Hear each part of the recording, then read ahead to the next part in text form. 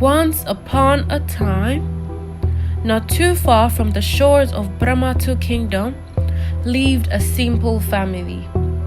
The parents of the house were blessed with 4 young daughters, Priye, Tare, Leti, and Dobra. They didn't have much, but the head of the house was able to provide the needs of the family, and everyone seemed happy with each other. In the evenings after dinner, the mother would sit her children down and give them life lessons, with contentment always being the center of focus. She was aware that children could easily get carried away by material things, especially when they see their friends from richer families living in a certain way. 14-year-old Priye was the eldest daughter of her parents. Tare followed with a 2-year gap, while Leti and Dobra were twins who arrived much later. They were barely a year old. One day, as Priye was eating lunch in school, she perceived a peculiar aroma, an aroma she couldn't resist. The girl turned her head to its direction, and as expected, it came from Boma's food flask. He was eating a rich meal of jollof rice, turkey, salad, and dodo, paired with a big pack of orange juice. Oh, how everyone turned to his direction as soon as he opened his flask.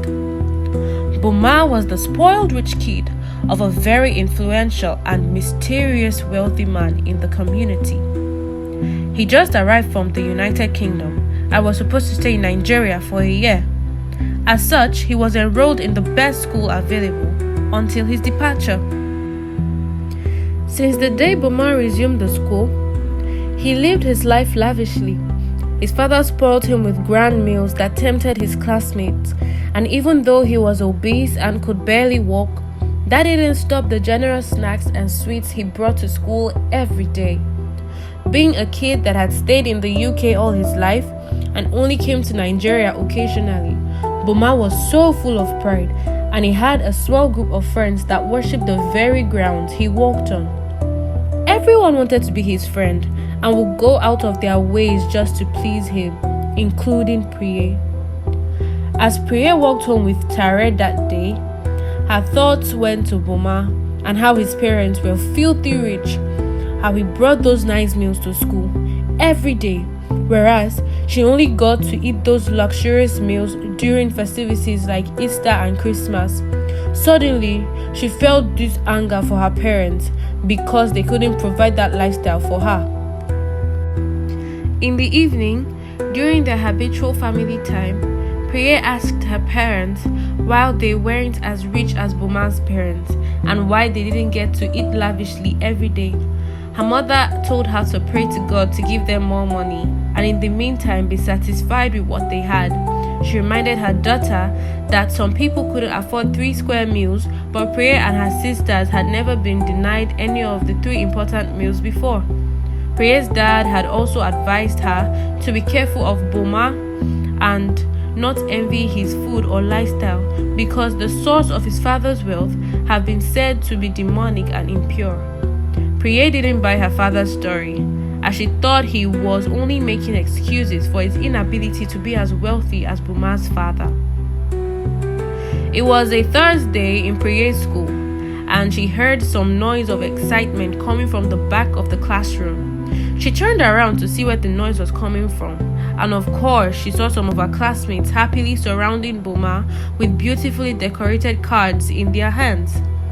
Priye stood up and headed towards their direction. The star boy had just invited this class gang to his 15th birthday party. The party was going to take place in his house, and from the look of things, it was going to be a grand one, with lots of fancy foods and games. Priye couldn't bear to miss out, and she begged Boma to give her an invitation. He gave one to her, and immediately she started selecting an outfit in her mind. Priye felt really important, and she couldn't wait to attend the party, which was going to take place on Saturday. Getting home, she was about to announce the invitation but decided to put it off till the following day. That night, Priye's mom had a strange dream. In the dream, she saw Boma's father sitting on a big chair with an evil look plastered on his face. And she saw children in his compound all about Priye's age. They were normal children, but she discovered that they all had stomachs the size of an 8-month-old pregnant woman, both the boys and the girls. It was indeed a strange dream, and she narrated it to her husband, who later warned the children to avoid the rich man's house by all means. Priye wasn't paying attention to her father's warnings. Instead, she decided to keep the invitation private and sneak out of the house. Fortunately for her, her parents were taking Letty and Dobra for an immunization on Saturday morning. The perfect opportunity to leave the house, she thought.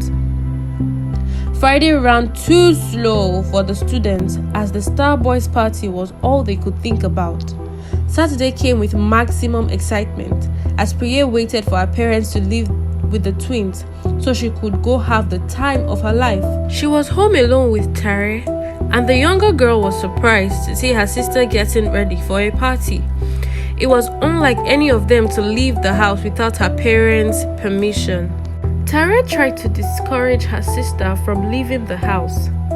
She reminded her that Dad warned them against going to Boma's house, but Priye was far from hearing as she was already out of the house in high spirits. Boma's father's compound was very huge, with a tall mansion and a personal swimming pool, and she wondered why her parents didn't want her to see such paradise. The party itself was unlike anything she had ever seen. It was grander than a wedding ceremony, with only Boma's parents as the adults in attendance. As for the food, there was more than enough food everywhere. There was jollof rice, fried rice, turkey, goat meat, ice cream, a chocolate fountain, and many more. Priye was so lost at the sight of the lavish meals that she ignored her father's words of advice whispering silently in her ears. After they cut the cake, everyone dug into their food. Oh, they ate. They ate so much that it was almost impossible to stop. Priya was beginning to feel uneasy, but she couldn't leave the food, even when she tried to. It was almost like there was a force pushing all the children to eat more. After all the food had been devoured, the children couldn't move. They sat on the floor and all held their tummies, groaning loudly in pain. Some started crying, including Priye, but none could move as they were beginning to feel a heaviness in their abdomens. Immediately, Priye remembered how she ignored the warnings of her parents and wished she could turn back the hands of time. But it was too late. All the children were beginning to have swollen tummies, except Boma, who was served differently from the rest. Priye's parents came back. Her mom was devastated when they found out she disobeyed them. Her dad was furious and sent Tare to go call her sister quickly. Tare opened the rich man's gate, and to her greatest horror, she saw her sister and other kids crying and sitting on the floor, all with ginormous tummies. She screamed and ran to tell her parents what she had seen. Her mother fell to the floor in tears as she knew her worst nightmare had come to pass. Priya was filled with regret as she stared at Bimal's father, who was sitting on a huge throne, smiling. She wished she had listened to her parents. She wished she wasn't so greedy, and she wished she was contented with the life her parents gave to her. But sometimes, some wishes are too late to be granted. The end.